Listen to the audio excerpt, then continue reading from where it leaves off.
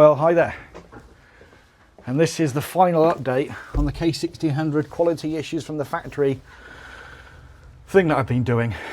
And I just got an email today from the general manager and it's all sorted. It's all been signed up and signed off by the Motorrad grown-ups, which is very good. The finance will be settled all tomorrow, so that's good. And I can't thank the dealership enough. They've been incredibly supportive for all this process. They've been incredibly quick and responsive throughout all this process. A dealership that have done me so many favours over the last year and a half. In fact, 4 years since I've been buying from them, really, but I'd say last year since I've been taking their bikes out and filming them. So if you are looking for a BMW, there is nowhere else I would recommend anybody to go.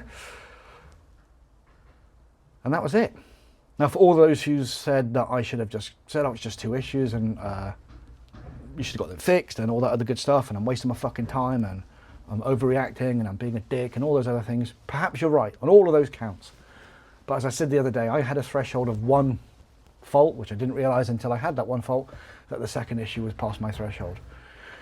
Now, it could have gone very differently, I suppose, but it didn't. It went this way. As I mentioned the other day, there are no winners in this. But at least I've got a resolution which, selfishly, I'm happy with. That's not to say the K1600 isn't a great bike. It is a spaceship of bike, and if you're in the market for that sort of bike, I'd definitely consider one.